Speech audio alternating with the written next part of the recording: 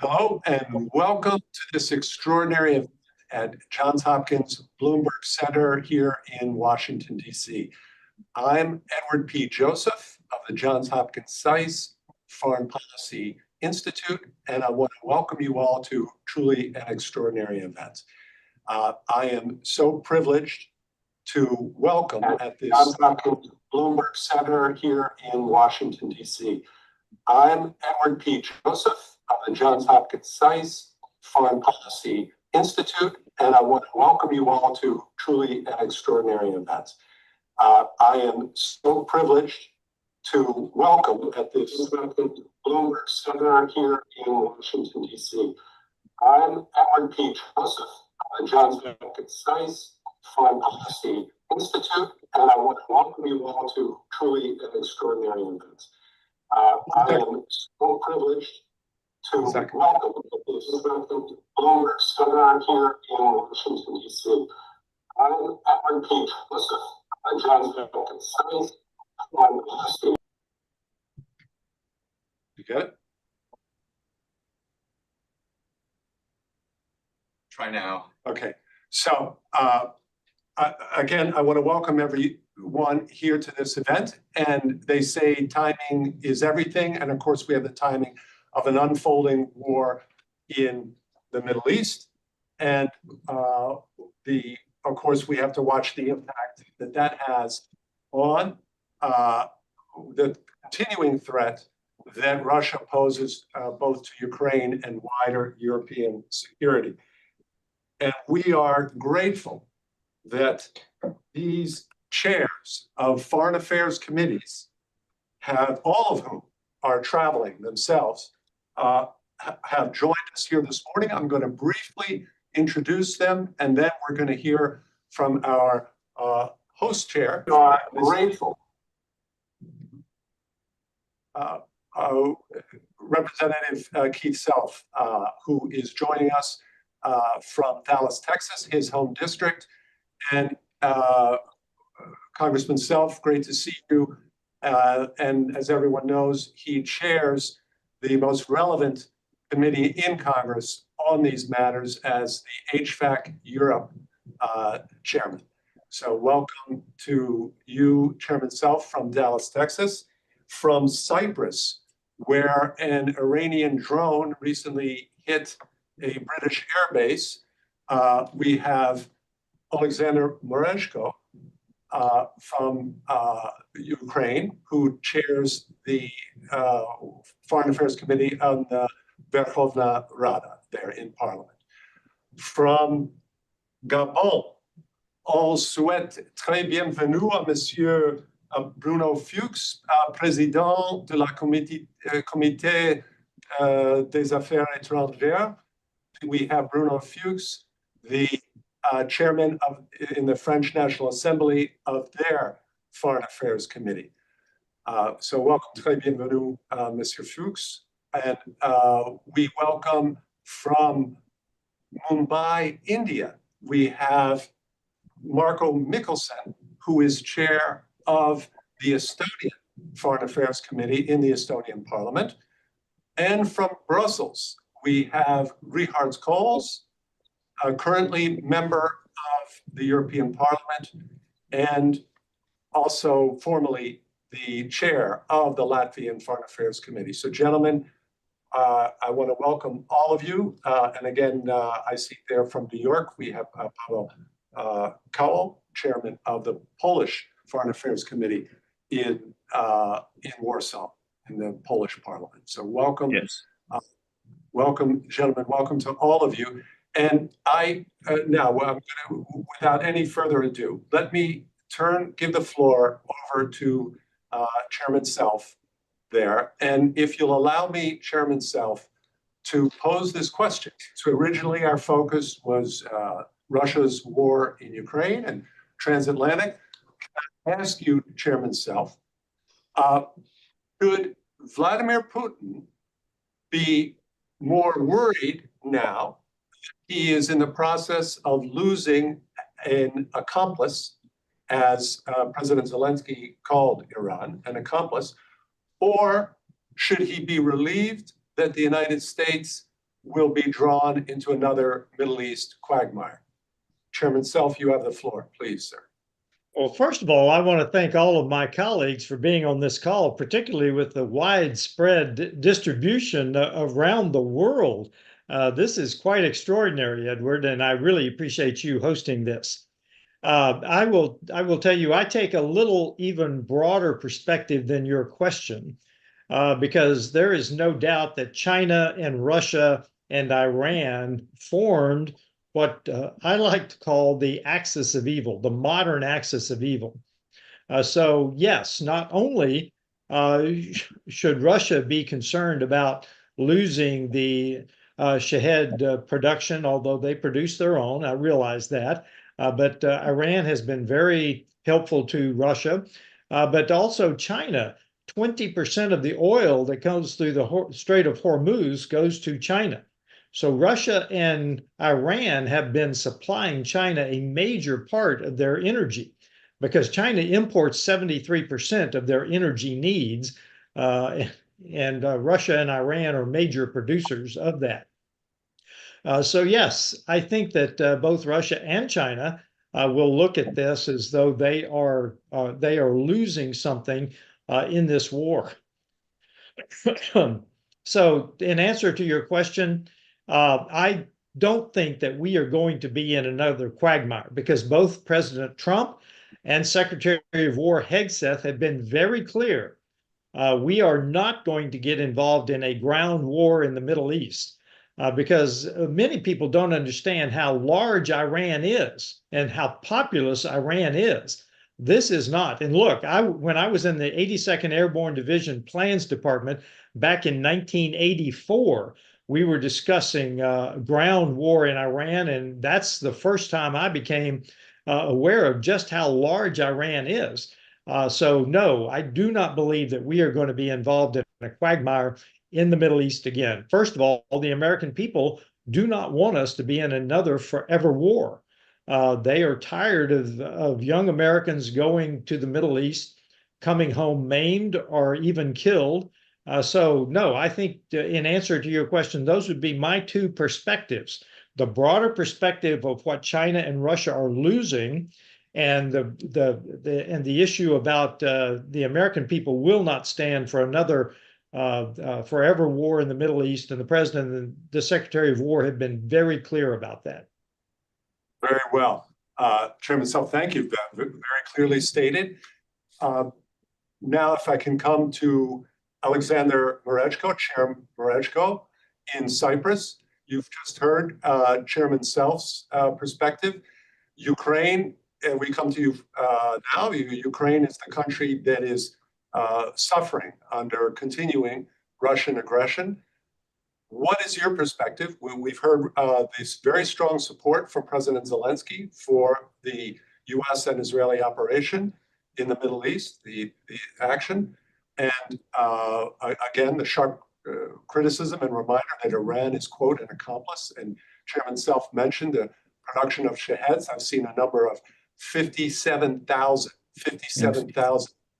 drone Shaheds provided to Russia to kill Ukrainian citizens. So, Oleksandar, you have the floor, and as an international lawyer, you have some wider perspectives as well. Please. Yeah, thank you for having me. It's a great pleasure and honor to talk to our audience, to my colleagues, whom I hope to see soon. So first of all, with regard to your question, yes, I'm absolutely agree with President Zelensky, not only because he's my president, but as an international lawyer. And the term he used, accomplice, it's very correct term to use in this situation, because let's look at the whole issue from the perspective of international law. I would like to remind that Russia is committing the crime of aggression, which is one of the gravest crimes in international law or against international law.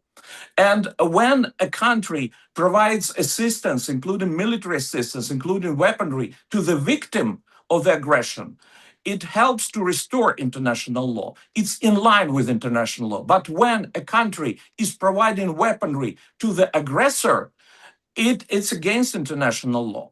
And this is exactly the situation with Iran, because Iran is in terms of this crime of international crime of aggression. And I would like to remind that from international legal perspective, this is a crime not only against Ukraine, it's a crime against international community as a whole. It's a crime against the United States. It's a crime against European countries and the European Union.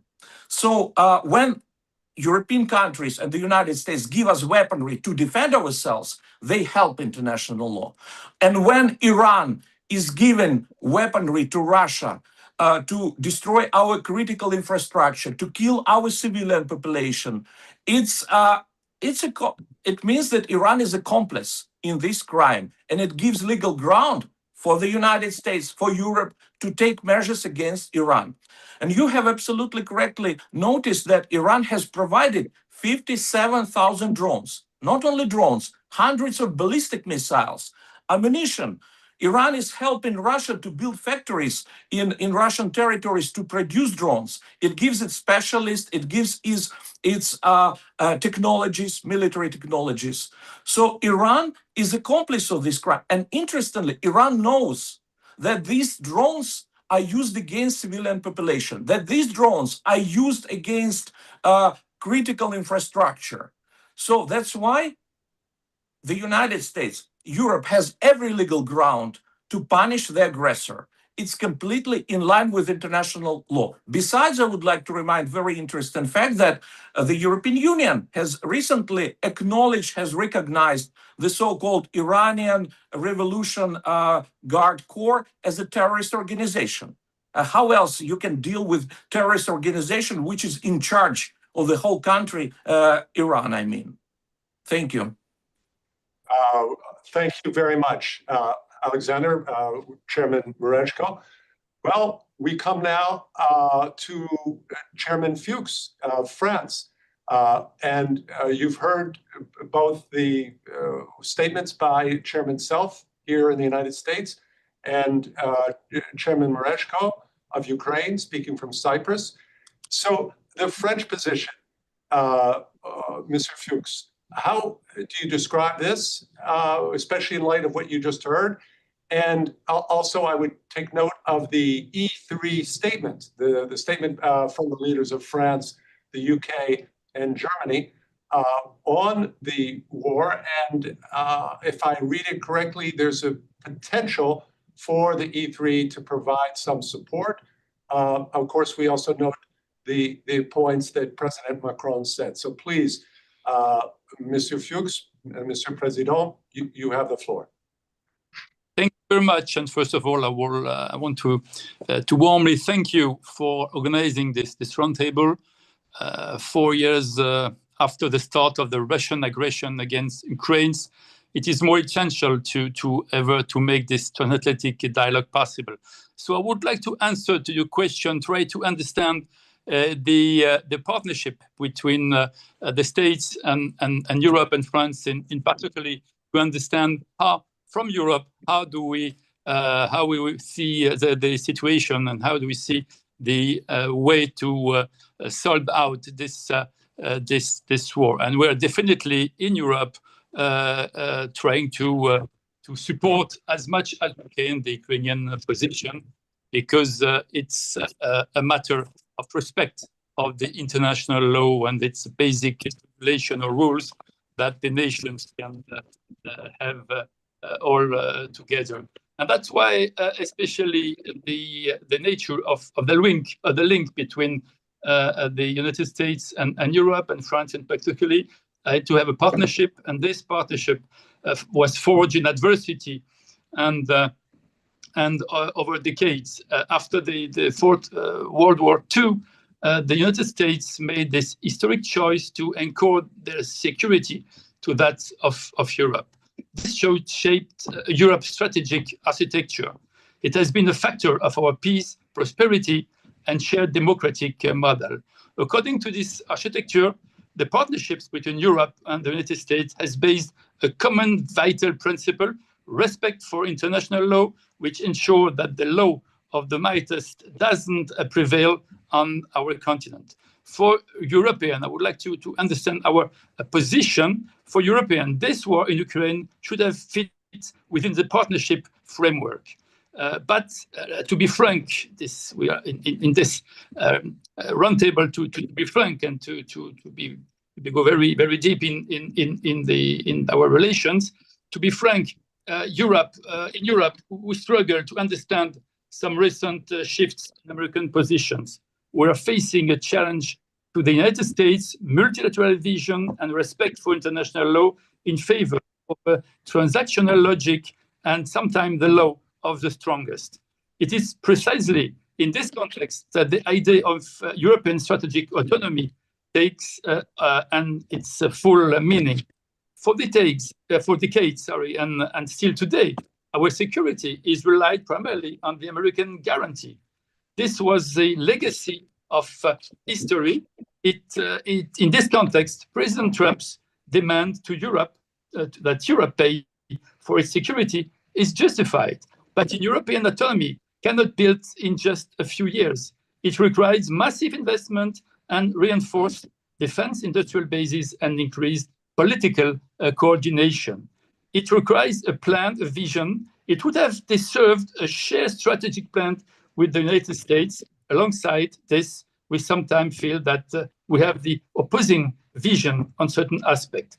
At the same time, another questions arise. What kind of Europe do the United States want? And allies Europe a market or a nominative rival to be contained?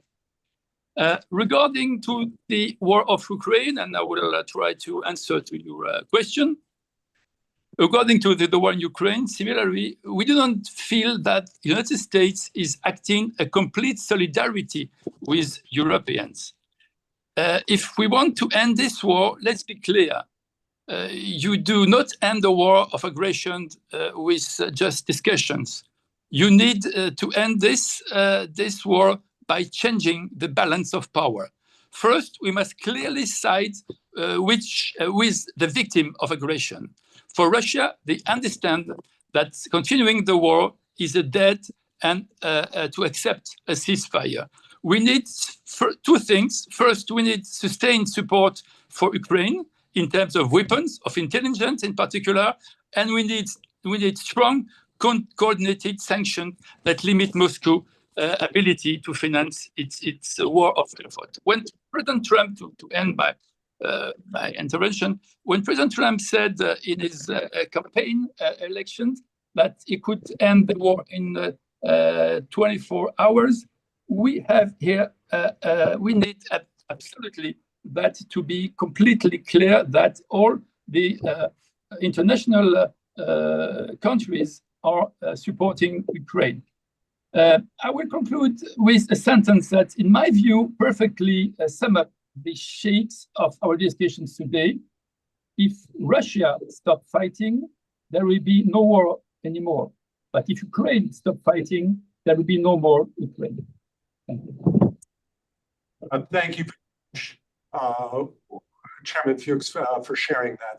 And thank you for being frank, as our preceding two speakers have been. And that's, let me just state the reminder here that this is what makes this event so rewarding and such an opportunity, is because, yes, you are all officials in your country. You're elected officials. You answer foremost to your voters.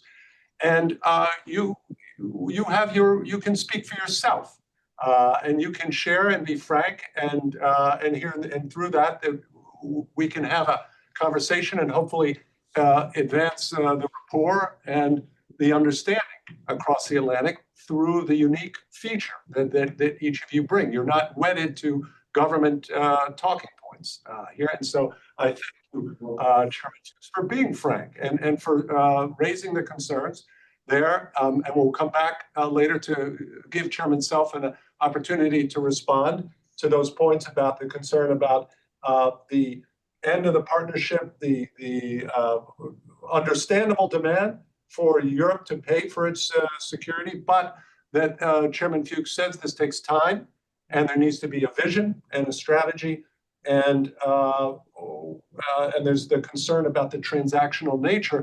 And so later, maybe the question will come up here for each of you, if, including when we come back to Chairman Fuchs, is does this unfolding situation in the Middle East with Iran possibly present an opportunity here, an opportunity in which, if Europe would show solidarity, that then there could be a renewed turn to the partnership that Chairman Fuchs is talking about, or would some say, well, you see, now this is the cost. This is the cost of transactional and breaking faith with Europe. We would otherwise stand with you, but we don't know whether you stand with us. So I'm going to just put that out there when we come back for our second round. And I'll turn here, if our esteemed chairman from Poland will permit me, kindly allow me to turn to the colleague who here on the panel, your colleague, who is latest at night, and because he's in Mumbai, India, and that is Marko Mihkelson from Estonia, chair of the Foreign Affairs Committee there in Tallinn. Marko, please, you have the floor. So Ed, thank you, of course, having us all together here. And this is great to be among allies and strong allies of Transatlantic Alliance. I think what is critically important now to understand for all of us is that the world is getting closer to a much more serious global catastrophe if we don't act unitedly, if we don't care about each other's security interests. And that applies to both to the United States and to our partners and allies here in Europe. But what strikes me right now is that we are still, and specifically perhaps both in the United States and in Europe, a little bit kind of lost in our strategic visioning. How do we should move on, in terms of, first and foremost, how do we should defeat Russia in their aggression against Europe? And I argue here it's not only aggression against Ukraine, because we know that Russia has two strategic objectives, what they haven't changed. First, of course, to destroy sovereignty and territorial integrity of Ukraine. And secondly, of course, they would like to destroy NATO. That is something what they aim to. They are very open and frank in those objectives. And unfortunately, we both, Europeans and Americans, we have failed. We have failed for 4 years or plus, because Russia started actually this war in 2014 against Ukraine. And we have failed to push them back. We have failed them to change their strategic objectives. And what is happening in the Middle East is obviously very much connected to this, what is happening in Europe. It is a chain of world-altering wars. And obviously what happened on 7th of October in 2023 in Israel, brutal attack of Hamas, backed by Iran, and most probably also by Russia, was to distract our attention in many ways, what is critically important. And that led to this, where we are today.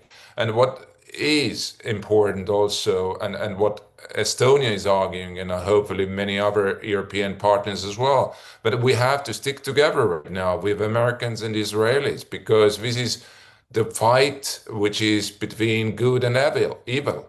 And there should be very clear strategic understanding.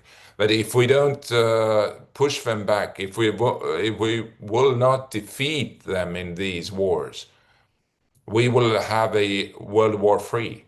And that is as simple as that. And this is why we have to really get our acts together. And I think what is critically important right now for Europeans is to stop talking about monitoring closely, stop talking about we are worried or concerned, we have to act. And I think clearly what is most important right now, we have to act first and foremost in Ukraine and to support Ukraine, perhaps taking back to the table the question of introducing no-fly zone over some parts of Ukraine.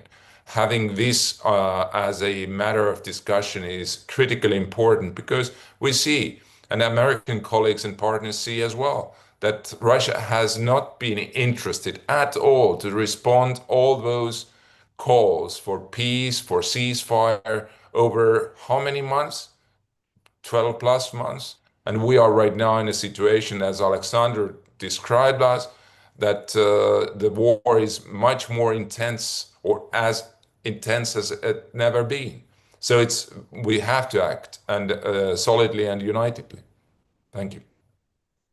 Marko, thank you for that. And now this is a perfect transition to welcome the chair of the Foreign Affairs Committee of the country in Europe that has done the most of any for Ukraine, and that is Poland, which is hosting over 1 million Ukrainian refugees, has supplied billions, that's several billions worth of military equipment and other support, and which plays a critical political role in mobilizing the support for Ukraine and in mobilizing awareness about the threat that Russia presents to European security. So with that, we're honored. Please, Chairman Kowal, you have the floor. And again, welcome from the Polish consulate in New York, please. Thank you so much. Thank you for possibility to present Polish position, Polish point of view, and I would like to start from that fundamental issue, from the fundamental question: what is the essence of Russian policy at the moment in Central Europe? First of all, it's revisionism. Russian trying to change forcibly, using force the borders in Central Europe. That's a reason why the potential consequences of the war will vitally important for not only Ukrainian but also Polish and more broader Central European security. Second element, that's Russia seeks dominance in the Black Sea region, and the attack against Ukraine is a part of that geopolitical plan. And third fundamental reason of Russian aggression and Russian hostilities against Ukraine during last more than decade, it's undermining of European and transatlantic unity.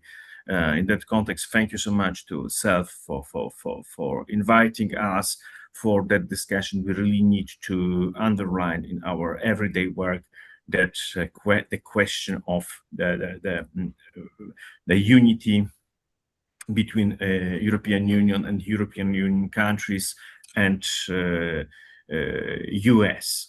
Of course, thank you that you underlined, Chair, the Polish role in support of Ukraine just after all-out aggression against Ukraine in 2022. It was in fact a kind of humanitarian uprising. We're really proud of that, and I could offer to you and to participants a special report on the scale of Polish support to Ukraine. If you need, I'm ready to send you that information. Today, Poland is, of course, frontline state.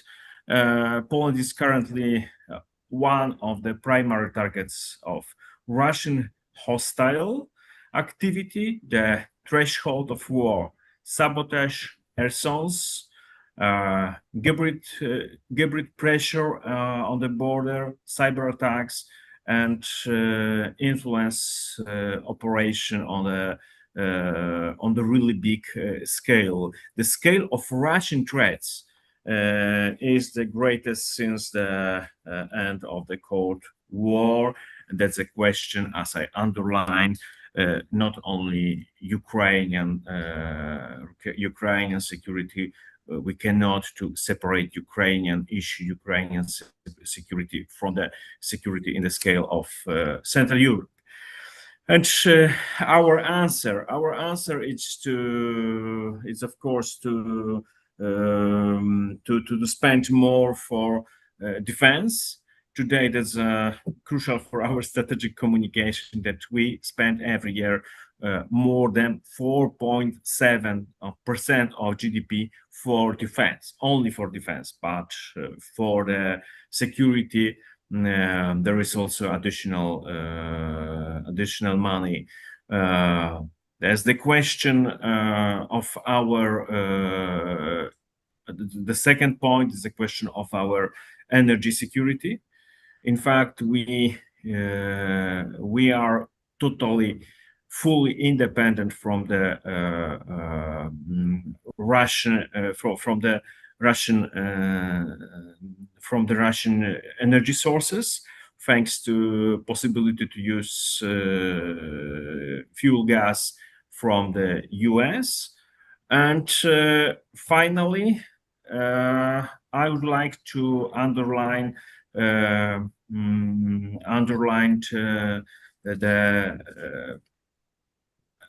vitally important situation on our border with Belarus. That's the border practically every day targeted by artificial migrants created by Russia. And finally, my postulate is to be more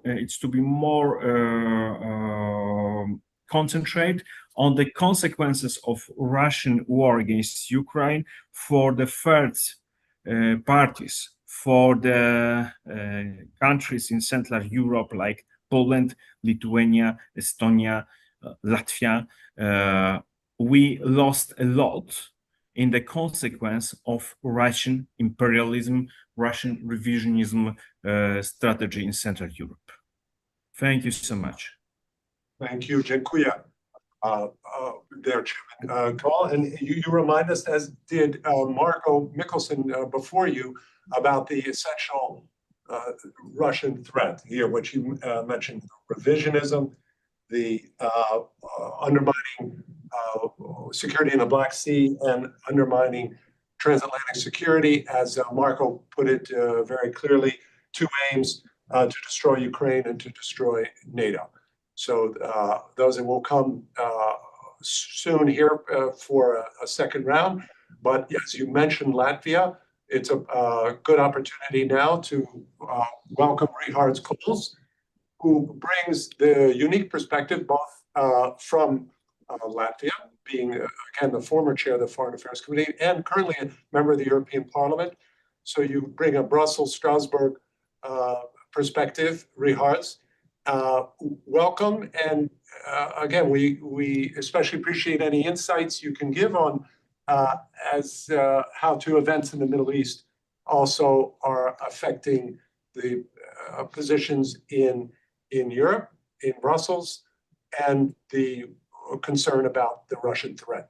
Rihards, please. Yes, thank you for having me, and thank you for all the previous speakers. I mean, you covered a lot of already areas for today's discussion. For me, I've been giving a pretty big challenge to speak on behalf of the whole European Parliament. Is going to be pretty challenging since we are 720 of us from 27 member states. But I will focus on what is really essential. And here I would just go back what Congressman Self mentioned, the fight against axis of evil. This is not theory, this is practical. When we have been involved in somewhat, so let's say, unfruitful confrontations with each other within the transatlantic community, The axes have become bolder and bolder. Their cooperation is being deepened. It's, as you mentioned, in Russia, Iran, China, North Korea, Venezuela, at some point up until the certain events took place, also was actively involved. And the question is, how do we respond? Do we respond saying that we need to engage and find the middle grounds and reach some consensus with regimes? I have to remind, all the axes are not democracies. There are regimes, hybrid regimes. They're run from the vertical power. So that is a total different distinctions from who we are. And therefore that brings an additional the challenge. And I also wanted to say what Mr. Fuchs mentioned. He said that if Russia would lay down the weapons, there will be no war. If Ukraine lay down the weapons, there will be no Ukraine. I mean, it's a Golda Meir actually saying about Israel decades ago. And actually, this is very, very to the point, because two nations are facing existential threats from imperialistic hegemonist powers. Middle East, it's Iran, and in Europe, it's Russia. And the question is what the rest are doing in order to support these nations and their freedom. So, of course, I can dwell into long hours on describing what we haven't done, but I don't want to focus on negativity. I want to focus on what is needed. Right now, everything that is unfolding in Middle East and Iran, it's paramount to strengthen the backbone of transatlantic relations. Now, I think for a lot of policymakers here in Europe, certain indecisions that we have seen for the past 9 months coming from US, not providing weapons to Ukraine, yes, procuring through European member states. It's all about the stocks, the capabilities. Iran is not a small country, and obviously US is calculating different scenarios. And right now we are in active hot military operation phase. It's not a total war yet, but again, we see the readiness altogether. If we take together the NATO combined, we have a lot of caveats to be filled, and it only can be done through partnership, even in these dire times.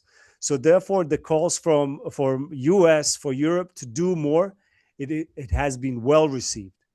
We are delivering, we are beefing up, yet the time is of essence, and the time is not an ally for us at this point, unfortunately. But we are doing these things. So therefore, we should not fall into the moment of weakness because somebody said something that insulted my emotional feelings, but look at the broader picture, what we are facing. We are crippling a systematic hegemon in the region who is, since 28th of February, attacked 13 countries. Iran has attacked 13 countries since 28th of February. This is not something, an isolated conflict. This is spreading a broader area. We should also remember that for the EU, we have numerous association agreements with the regional countries, UAE, Saudi Arabia, you can name it. We have also our duty and task to provide assistance and help.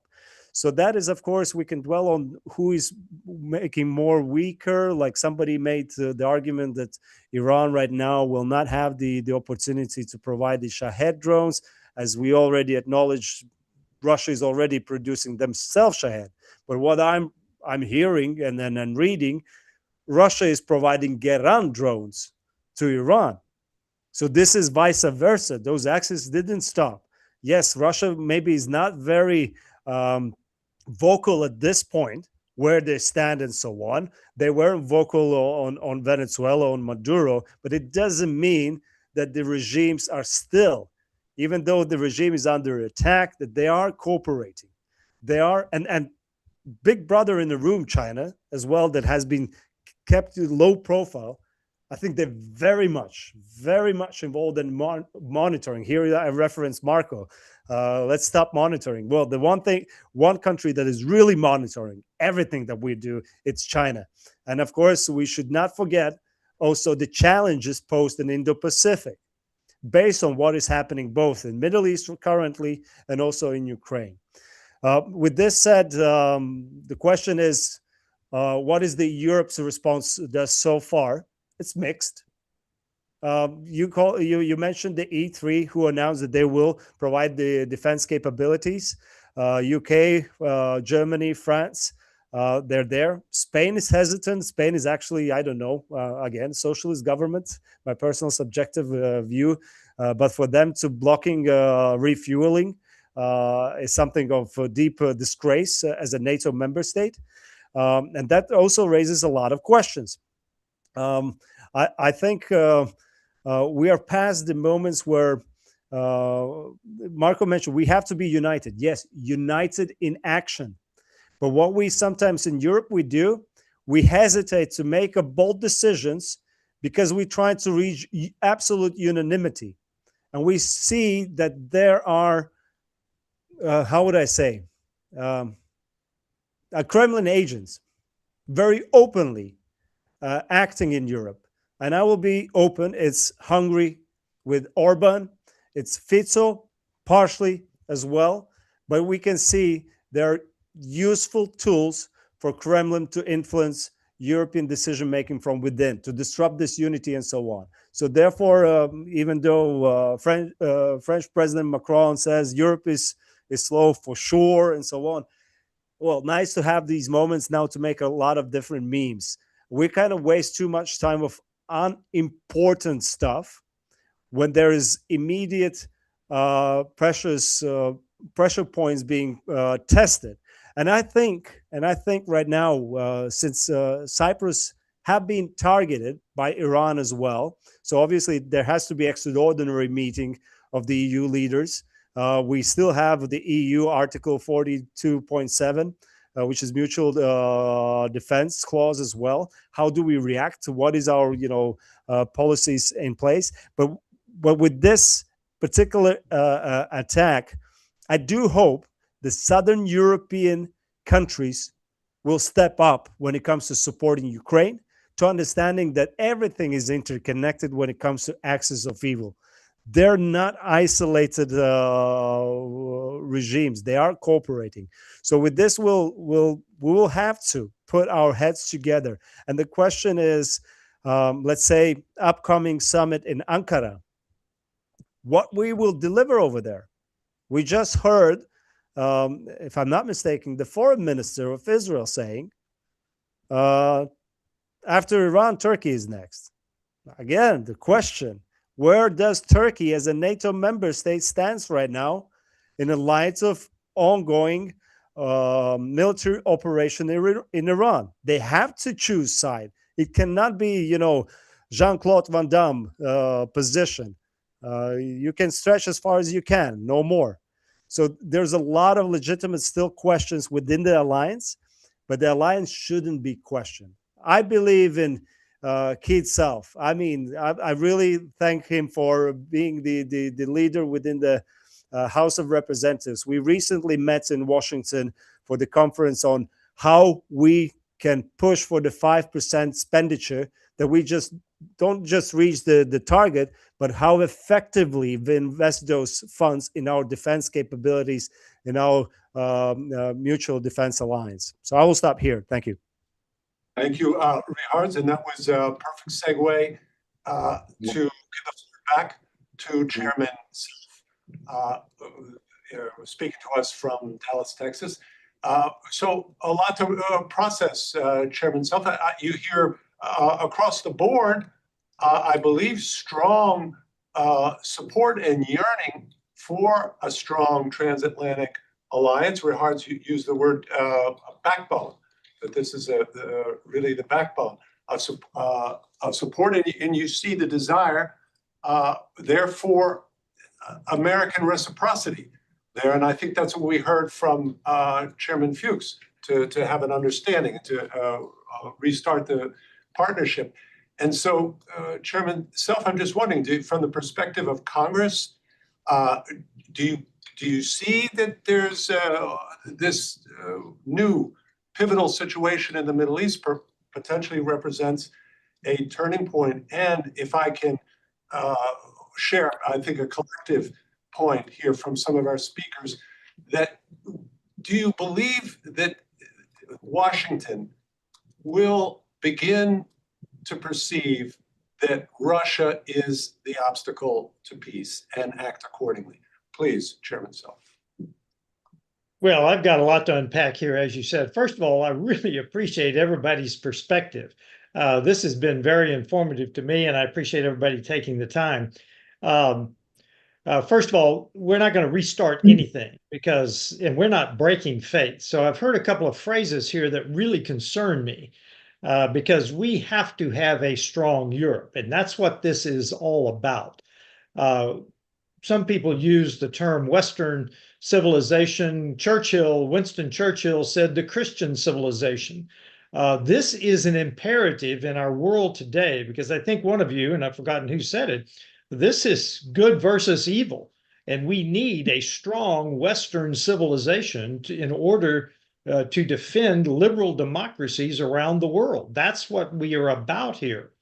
Now, first of all, to my French colleague, yes, the American nuclear program and the American power projection in terms of airlift, in terms of ISR, in terms of space, that is there, and it will continue to be there. Now, the GDPs, let's just go over the GDPs. The GDP, gross domestic product of the US, is about 29 trillion. I think it might be getting close to 30 trillion. The GDP of the EU, we'll use EU and not NATO, is about 20 trillion. Russia's is 2.8 trillion. 2.8 trillion. Folks, this is not even a fair fight. It's not a fair fight. So they are a gas station masquerading as a nation. They're a gas station that has an army, however you want to put it. But we must have a strong Europe. And then I will tell you, we are at war today, hybrid war. My European subcommittee has had two hearings already, either on this subject or tangentially related to this subject. We are at hybrid war right now with the axis of evil, and everybody needs to understand that. We're not talking about something in the future. We're talking about everything from the cyber attacks to the mass migration to the Islamization of some of our Western European nations. We are at hybrid war. And if we do not win this hybrid war, we will not then be able to stand for the liberal democracies around the world. Mass migration is a huge issue in Europe to the United States. I have actually questioned, and I had a group of British lords in my office one day, and I shocked them when I said, I'm not sure that the UK should continue to be in the Five Eyes intelligence program, because the Five Eyes intelligence program is serious. Now, one of you mentioned that Russia means to fracture NATO. Absolutely. That's what a lot of this is meant to do, to fracture NATO. We cannot fracture NATO. I tend to talk in terms of NATO because NATO will be the one to defend Europe, not the EU. Obviously, President Trump has a lot of problems with the EU, so I tend to talk in terms of NATO. We've got 4 nations that stand in the way of Kosovo, for instance, becoming a NATO nation, which would give stability in the Western Balkans. We also need to talk about the eastern flank. The eastern flank, the Baltics, Poland, Romania are doing yeoman work in terms of this, but we've got to expand the NATO infrastructure into the eastern flank. So the eastern flank, and I'm talking about pipelines, I'm talking about highways to mobilize troops, I'm talking about communications, I'm talking about infrastructure in general. So this 5% that everyone has agreed to, and I realize some of the countries may not make 5%, but those that can, we need to expand NATO into the eastern flank because the Western European nations have a very robust infrastructure to support NATO, the eastern flank less so. So let me see. I think we've done most of that. Look, this is not new that we have issues between us and NATO. If you remember, when we conducted El Dorado Canyon against Libya back in 1986, I think it was, our fighters out of the UK had to fly through the Straits of Gibraltar because they couldn't fly over our European allies' nations. When you remember, if you go back to Reagan, during the Reagan days, when Reagan put tactical nukes in Europe, which was a major step to defeat the Soviet Union, there were naysayers in Europe. So this is not new. We're going to get through this because I think everybody understands that the axis of evil endangers liberal democracies around the world, the Western civilization. Yes, Russia's been on the march for a long time. We should have done something when they invaded Georgia. We should have done something when they invaded Crimea. Now we find ourselves in this very unenviable position with Ukraine. So I'll stop there. But a strong Europe is vital, is absolutely vital to liberal democracies around the world. And I want to end with that point and take any questions or however you want to move forward, Mr. Joseph. Thank you, Chairman. So thank you for that and for that clear exposition. And let me just quickly add here, and we'll do a second round quickly. And I know, Chairman Self, you have to jump on a call pretty soon. So we'll give Oleksandar a chance. Let me quickly mention, because everyone's aware of the tumult in the transatlantic relationship, the Greenland issue, the loss of trust because of that, and the word rupture came up. And I just point out here the surprise that it was to see the country that I believe was first and in the most formal way in a written statement supporting Iran was Canada. So I thought it was surprising there that Prime Minister Carney in a formal statement issued his support. And I'll just note here, we almost had one of your colleagues from the German Bundestag, but they're in meetings right now as we speak over the crisis, as Chancellor Merz heads to Washington tomorrow, heads here tomorrow to meet with President Trump. And I just note that Chancellor Merz expressed in some ways almost a wistful envy that he sort of indicated that the United States, along with Israel, is doing what Europe is not able to do. That was an indicator of his. So with that, Chairman Merezhko of Ukraine, again, the country is the one suffering from Russian aggression. Please, you have the floor. Well, first of all, I completely agree with my American colleague with regard to hybrid war. And I myself was talking a lot about this, dealing and communicating with our partners, our allies. Yes, we're in a phase or in a stage of global hybrid war. And Ukraine is fighting as a part of coalition of democratic states. And we're fighting against the whole coalition axis of evil. And it's true evil, which is trying to destroy us. And one of the reasons why they want to destroy us is because we want to be part of the Western civilization. This is true. But what is lacking and what we need most right now, we need leadership. Because, you know, when we're talking about free world, when we're talking about democratic world or Western civilization, we need strong American leadership. This is true. This is true. You know, for me, I always recall this famous phrase from the inaugural speech by Kennedy, President Kennedy, 1961. Yes, to me, it sounds like a pledge. It's famous words, yes, that let every nation know that we are eager, we can pay any price to bear any burden in support of liberty in support of success of liberty. These are important words. I still believe in this. This year is a crucial year and very symbolic. 250 years of Declaration of Independence. Right now, I'm working on the draft of a resolution. It's my dream, you know, that Ukrainian parliament someday will adopt this resolution, this appeal to American people, to the US Congress, and to remind about what unites us.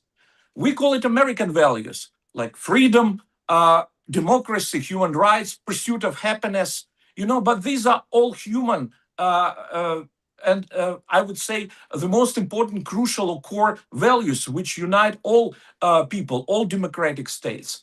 So for me, it's extremely important for the United States to continue to support Ukraine.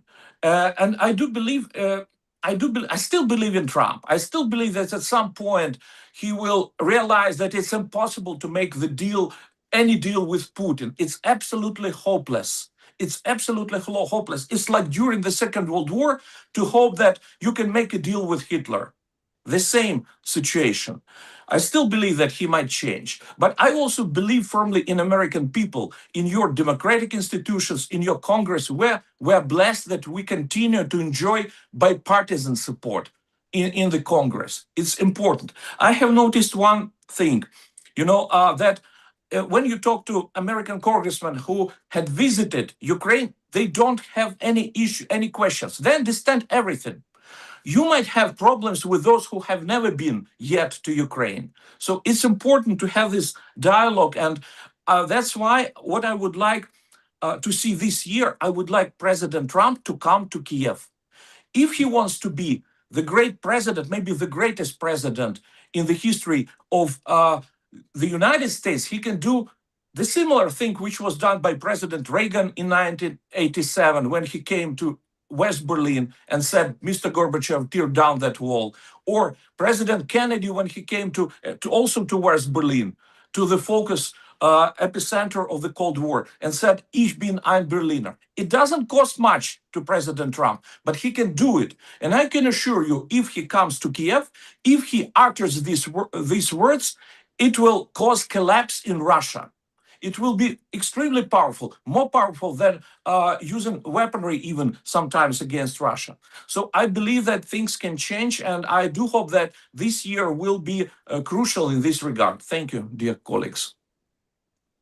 Thank you, Oleksandar. And let me just underscore in your appeal for the continuing relationship with the United States, what Chairman Self said very clearly, that the U.S. believes in a strong Europe. So Chairman Self mentioned that, and as a leader in Congress, he's reflecting, no doubt, perspectives in Congress about the need for a strong Europe. And your point about hybrid warfare, both of you, I think it was Chairman Paweł who talked about how Poland is suffering from hybrid attack through migration there. These tactics used by Russia. So now let's go back to our French colleague, Monsieur Fuchs, chairman of the French Assembly, the Foreign Affairs Committee. Reaction to what you've heard from your predecessors here, please, and your colleagues.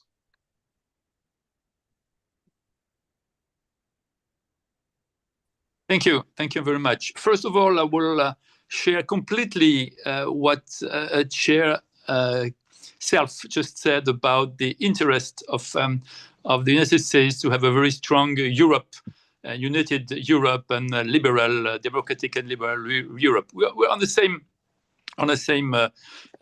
vision of this. But the question to answer to one of your former questions, that considering Iran, if on the international law level, you should consider, that was already said by my colleagues, you should consider Iran and Russia at the same of Iran on the international law system. So normally there would be no doubt if you fight against Iran, you should fight directly against Russia, because the the outcome of the war will shape the future architecture of the European Union. A free, sovereign Ukraine anchored in Europe with a political project, a liberal, democratic Europe, as my Ukrainian colleague just said. The loss of the war from Ukraine would open an era of lasting instability on our borders and send a terrible signal to all the revisionist power. It's a matter of governance of our countries. And this is the key of what we're fighting for. We have in Europe more and more people who are at least sovereignist, but much more nationalist. And this is very important to understand what kind of governance in our countries we want. In his last meeting and speech in 1995, President Mitterrand said, we don't want to make it very short, but said that nationalism is war. So we know that if we want to have peace, and if we have to have prosperity for our people, we need to have organization and respect international laws, and that's the future of our countries. And to complete and discuss with our colleagues, and especially the chairman self, we have the impression that around the President Trump, many people try to support much more right-leftist parties or sovereignist parties, and they have they try to influence the result of our elections. And this is the questions we have, that you were talking about liberal and democratic Europe. We still fight for this. So that was my contribution for this second round. To be not too long. May I respond to that, Joseph? Mr. Joseph? Please, Chairman Self, please. Yes. First of all, I should have said earlier, Putin has no reason to stop this. Europe, with American help, is going to have to stop him. Now, I have been in Ukraine to my Ukrainian colleagues since the war started. But the election is the comment about election from my French colleague. And Edward, I am going to have to jump off after this. But before I go to my last comment, let me tell you how valuable this has been. And Edward, I hope we can do this often and maybe expand this with other chairs of foreign affairs committees, because this has been extremely valuable for me. But when we talk about election interference, it's not only Russia that is interfering with elections, and there's no doubt that they are, but the EU has interfered with some elections. So whether or not you agree with it, we need to understand elections belong to nations, and the EU needs to stay out of the elections, just like Russia needs to stay out of the elections. So this is happening on both sides, and I really encourage my European colleagues to consider both sides of that issue. And again, I apologize for having to jump off, but I do. But again, I just want to emphasize how valuable this has been to me. I look forward to either doing this by Zoom again or in person when we can, whatever. So thank you very much to my colleagues. It's been a delight to hear your perspectives, and very important for me. So Edward, thank you very much for hosting this, for moderating this, and I do have to say goodbye. Thank you so much, Chairman Self, for joining us here today. You helped make this event extraordinary, and we will try to take up your suggestion to continue this, either in this format or in another. And I just would leave you with this one critical point, that what I'm picking up from your esteemed colleagues here, Chairman Self, is that this perception that there's an incoherence in Europe. Well, you want to condemn Russia for its invasion, but you want to bomb Iran. That it's actually the reverse. And I think this is what is so important. We heard this also from Chairman Fuchs. The incoherence that I hear from the European chairs of Foreign Affairs Committee is that the U.S. is bombing Iran, that is standing up to, as Oleksandar Merezhko said, to aggression, an aggressor that is supporting the Russian aggressor. But we're not standing up as fully as we should to the Russian aggressor. That's the incoherence that I perceive, Chairman Self, and I just wanted to share that with you. And again, thank you so much for your leadership and your participation here today. Thank you very much. Thank you to all of you for participating, and either a good morning or a good night or a good evening, wherever you are. Thank you very much. Bye-bye.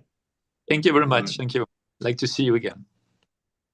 And we'll continue here. We'll take this. We have another 20 minutes while we have our colleagues from across Europe still with us. Now, Rihards, you had your hand raised. Did you want to jump in? Yes, I wanted to jump in while still the Congressman Self was in the room, but since he's gone, I just wanted to build up on the necessity to really develop healthy partnerships between EU and United States. Here, I emphasize particularly EU because Congressman Self, he said everything will be dealt in the NATO framework, which I agree. NATO is the sole guarantor of defense and security in Europe, but EU should not be kind of sidelined, because EU will be the one that will be opening wallets in order to strengthen defense capabilities, defense industry, and etc. And this said, there was recently the defense ministers meeting in Brussels, which was attended by Undersecretary Colby. And he particularly said that we have to strive to develop relationships between United States and EU based on not dependencies, but on partnerships. And this said, I start to raise a lot of not only questions, but to raise the topic on why EU still doesn't have partnership agreement with the United States when it comes to security and defense.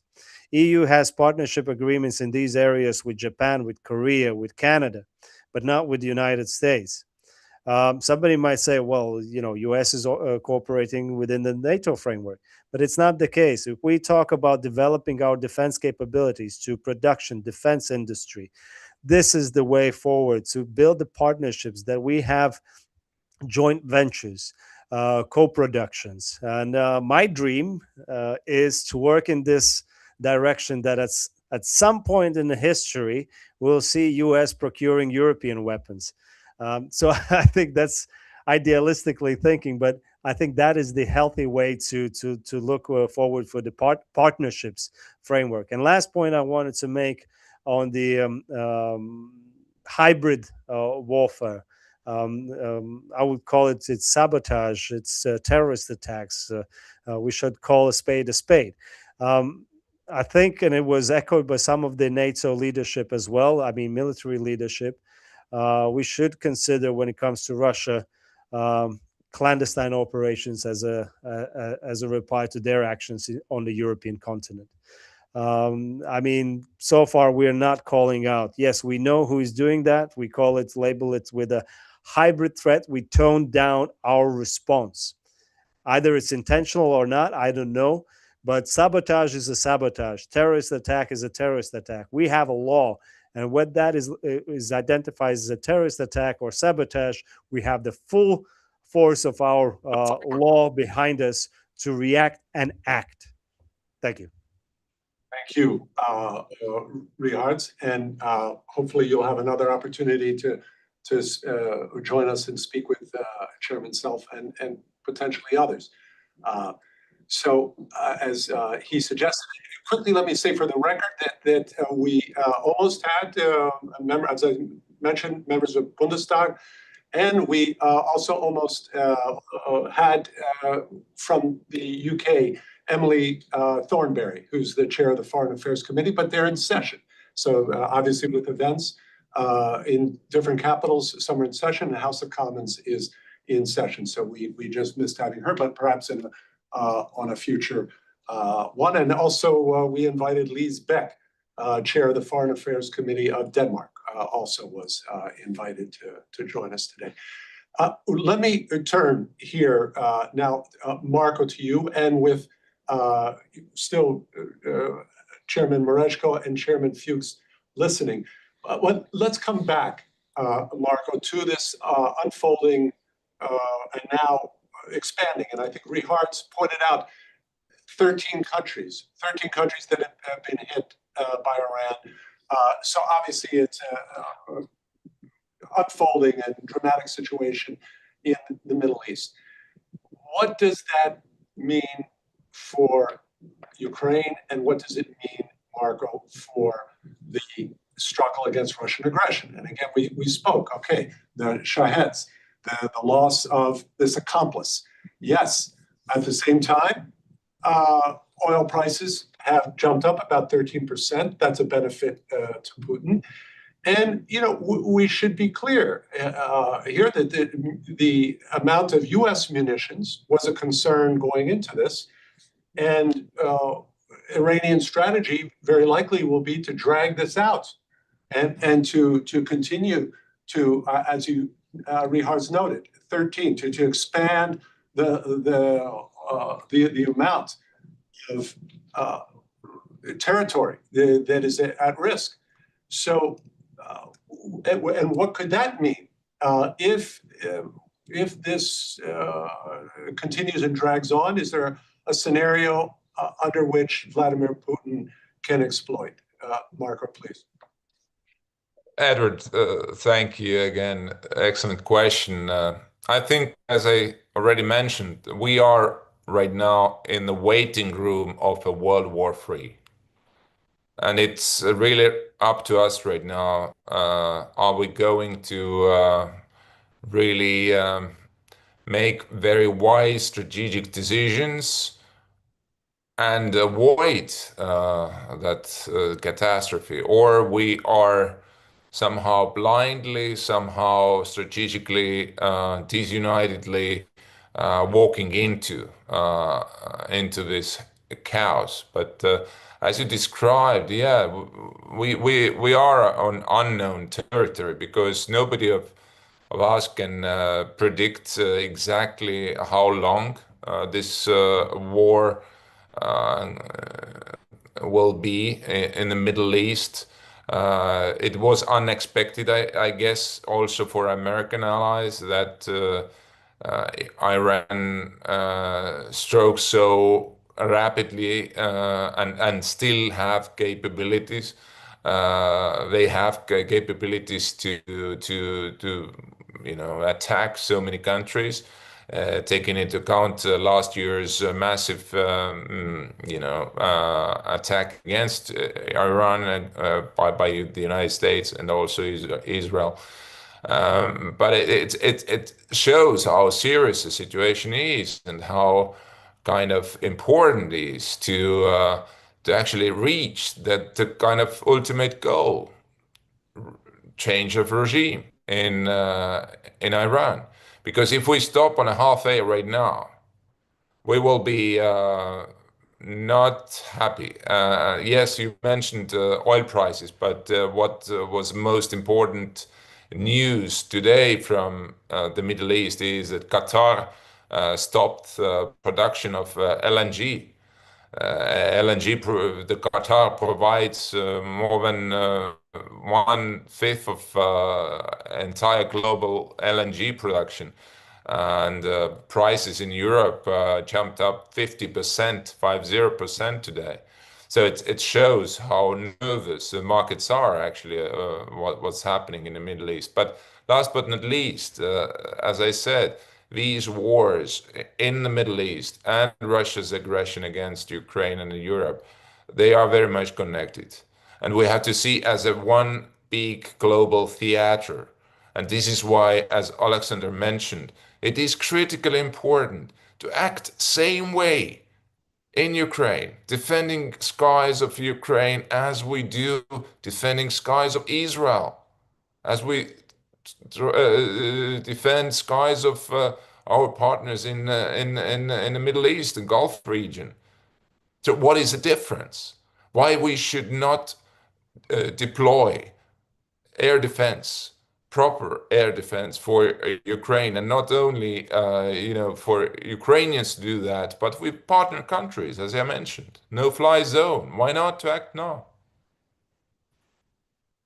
Well, Marko, again, that's hopefully a topic we can take up again with Chairman Self and others.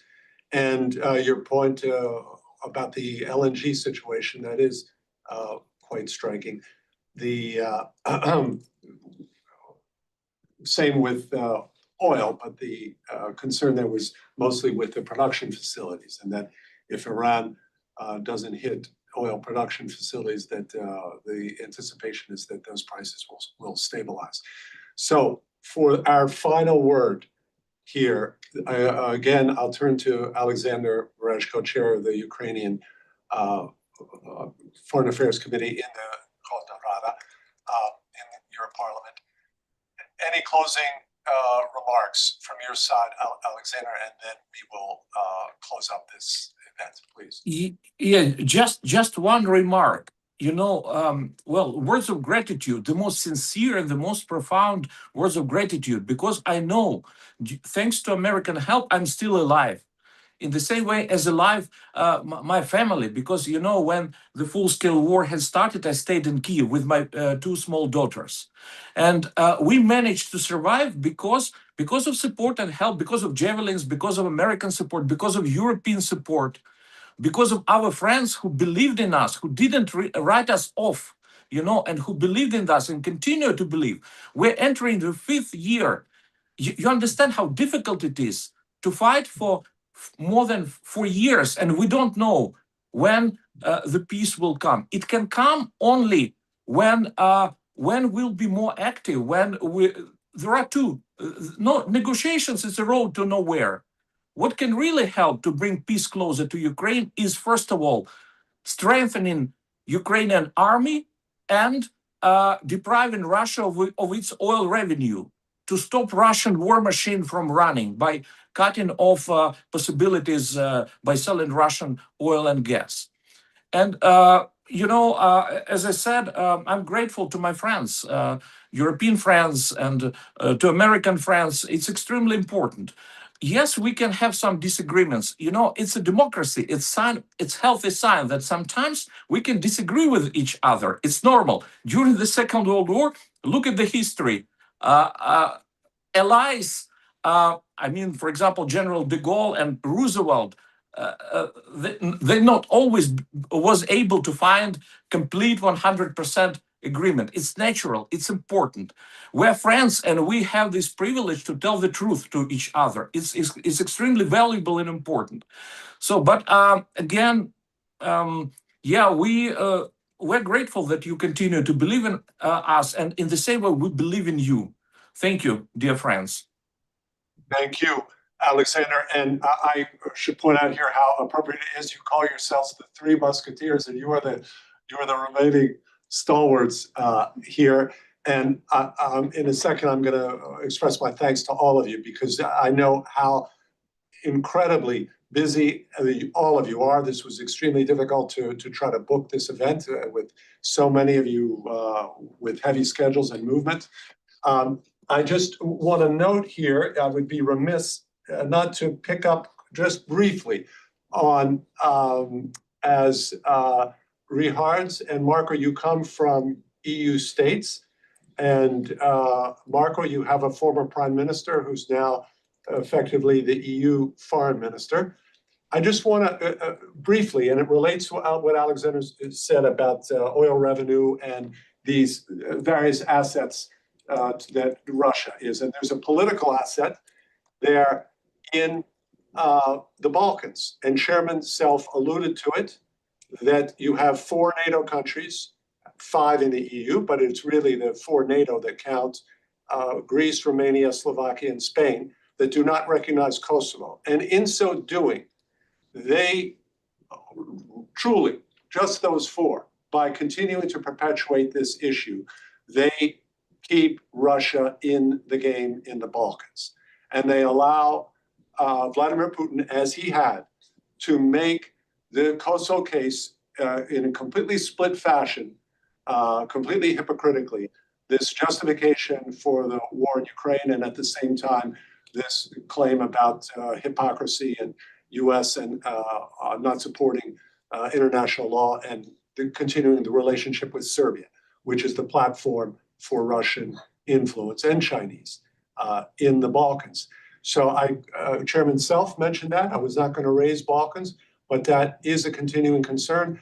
Oleksandar, I know you have mentioned, and I've written about this, that Ukraine's recognition of Kosovo would, in my view, this would completely transform this. How can Spain be more concerned about its territorial integrity over Kosovo than can Ukraine, which has Crimea, Donbass, and others in active aggression? So, and I know you have a colleague in Parliament there, Oleksandar Goncharenko, who's also advocated for Ukrainian recognition of Kosovo. And again, these are assets. These continue to be assets for Putin to continue to boil the Balkans, force NATO Secretary Mark Rutte to have to travel and say NATO will not allow a security vacuum. This is of continuing benefit and even morale for the Kremlin. So I wanted to just call your attention to that. And I wanted to say also, finally, Oleksandar, that I hope that someday, somehow, your wish that President Trump would follow President Biden, not just Reagan and Kennedy, who went to Berlin, but would go as President Biden did and visited Ukraine, even under war, that President Trump would do that. And I take your point that that would have a substantial symbolic effect and equal in some ways to military materiel. So with that, I thank all of you. And let me go by distance. Marko Mihkelson, Chair of the Estonian Foreign Affairs Committee, thank you for joining us from Mumbai in India. Oleksandar Merezhko, Chair of the Ukrainian Foreign Affairs Committee, thank you for joining us from Cyprus. Rihards Kols, former Chair of the Latvian Foreign Affairs Committee and current member of the European Parliament, thank you for joining us from Brussels. We thank as well, I'm going to formally thank here, of course, Keith Self, the U.S. Chair of the HFAC Europe Subcommittee, and Bruno Fuchs, un grand merci, Monsieur Fuchs, the Chair of the Foreign Affairs Committee in the French Assemblée Nationale, and Paweł Kols, the Chair of Poland's Foreign Affairs Committee, joining us from the Polish Consulate in New York. So, gentlemen, thank you very much. I wish you all the best, and hopefully, as Chairman Self said, hope very much to see you again soon. Goodbye from Washington. Great. Thank you. Bye.